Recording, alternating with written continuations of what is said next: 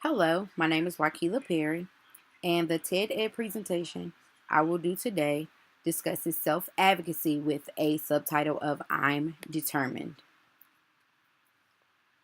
Students who can identify their own strengths and weaknesses, as well as how to communicate their needs, can increase their chances of success.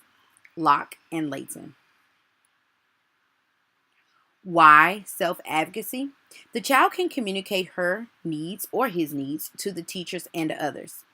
The child is able to assist in understanding their needs, and the child becomes aware of what help or support is needed to address those needs.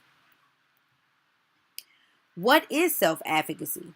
The ability to effectively communicate, convey, negotiate, or assert his or her own interests, desires, needs, and rights.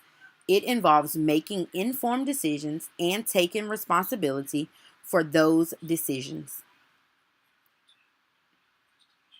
The four basic areas of self advocacy are knowledge to self, which includes knowledge of strengths and weaknesses, awareness of learning styles, understanding of your disability. The second one is communication, communicating your needs, communicating with others in the classroom and the real world, awareness of others, knowledge of other people in similar disabilities, knowledge of other people with different disabilities. And the last one, educational involvement, speaking up for what you need in the classroom, speaking up for what you need in the real world, and participating in the development of your IEP.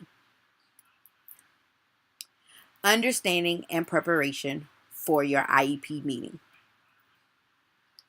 For those children that are learning how to self-advocate during IEP meetings, they should first of all know what is an IEP.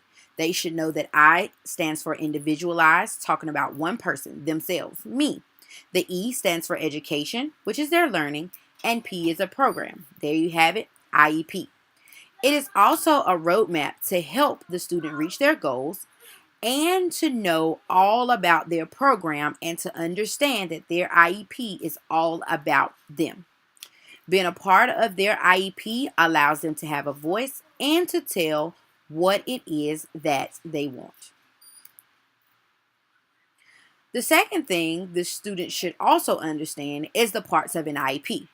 And here we talk about their present level of performance. The student learns their strengths and their weaknesses and has the ability to tell about themselves. The second one is accommodations. The student learns what is needed for them to be successful and understands that this list can change from time to time. The student also understands the changes are for the bettering of their learning. Annual goals. The student assists in making yearly goals and has the ability to explain to others those goals as well. Services. The student is able to make choices about the supports, tools, and services that are needed for their success in school. At a higher level, they also may go to their post-secondary goals, which are the goals the students have made for after graduation. They may talk about their diploma status, which they discuss what track they're on and what they plan to do to meet the specific needs for a specific diploma. They also talk about the participation in state testing. The student is able to discuss their goals for statewide testing. Lastly is transition, a list of services that are needed after graduation created by the student, teacher, and sometimes the parent. Here is an example of a student IEP interview completion that should be done before the IEP meeting. This form talks about their strengths. It is a learning style survey.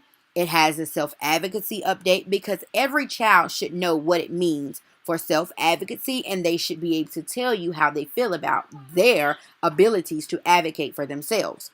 You also see transition information, my goals, my accommodations, and a proposed schedule for the upcoming school year. Next, you'll see a form about an annual case review, and this is the agenda for the students. This agenda goes on what exactly will be discussed in the meeting and should also be presented to the student before the meeting, and the student should have one during the meeting as well so that they are able to keep up with the different points of the meeting. Another way that a student can self-advocate is in the classroom.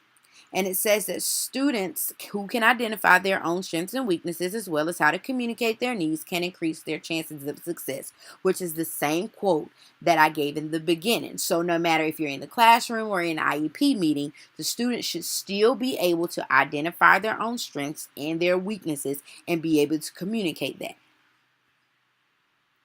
Prior to those meetings, mock case conferences can be held. The conference is done to model to the student exactly what will take place. This can include their peers. You may get other staff members so that they can see what the actual conference will look like. Lastly, remember that students who lead their own conferences have a better understanding of who they are, what they need to succeed, and be able to communicate to their teachers, professors, and employers.